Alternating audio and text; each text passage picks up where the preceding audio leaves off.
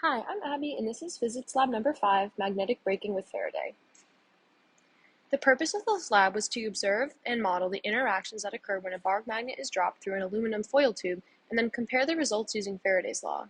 The key concepts included a time-varying magnetic field, which produces an electromagnetic field that can create a current, and the fact that the falling bar magnet provides the source of the magnetic field and current, which goes around the tube. The physical experiment in which I dropped a magnet through the tube was 1.1 seconds, and the computational model showed 1.3 seconds. The fundamental principles of the lab are as follows. The Biot-Savart law, Newton's second and third laws, which is net force equals mass times acceleration, and for every force there is an equal and opposite reaction. Faraday's law, which states that a magnetic field of a bar magnet can induce a current in surrounding objects. And Lenz's law, which states that the induced current will flow in the direction where the magnetic field will oppose the direction in the change of flux. The materials I used for the experiment included a smartphone, bar magnet, roll of aluminum foil, and a meter stick. I used a magnetometer app to determine which end of the bar magnet was north.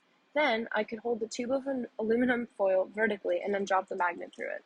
The length of the tube was around 30 centimeters and the magnet was around 0.023 kilograms.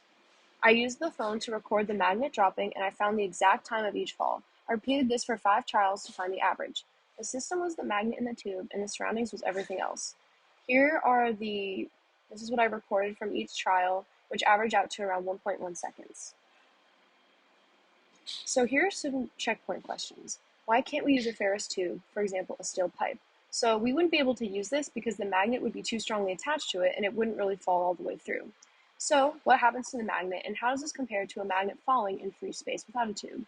So it took longer for the magnet to fall through the tube than in free space, which meant that the conductive rings modeled by the aluminum foil were slowing the magnet as a result of Faraday's law. Here is the glow script code. Here's what the graph looks like. These are just initial constants. I input the length of the tube, and then this is the width and inner radius of the tube. Didn't want to edit that section. And here I put the mass of my magnet, and this is what I found from lab 3 for the magnitude of the magnetic dipole moment. Here's some initial conditions. Over here, here's just the code to make it look like it's falling.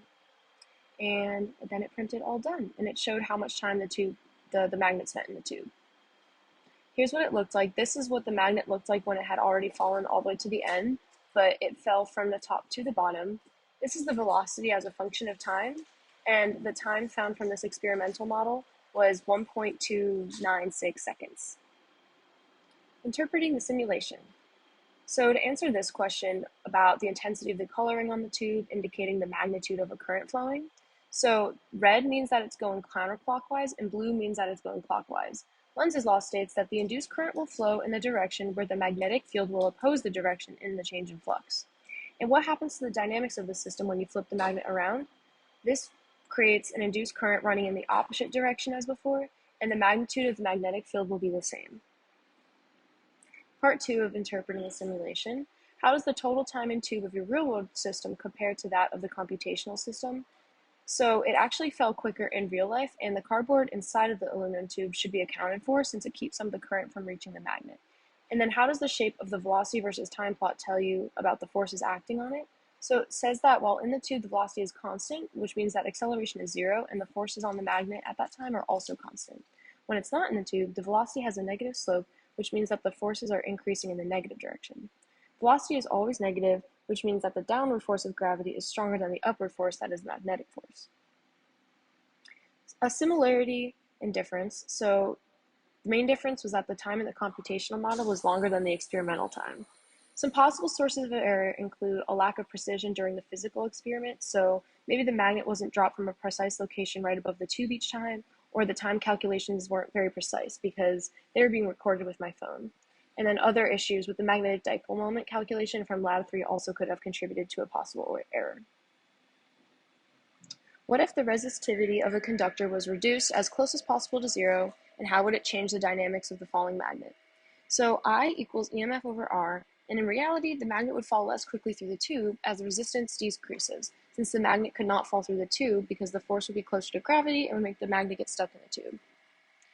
What if holes or slots were cut into the tube, and how would this affect the currents in the model?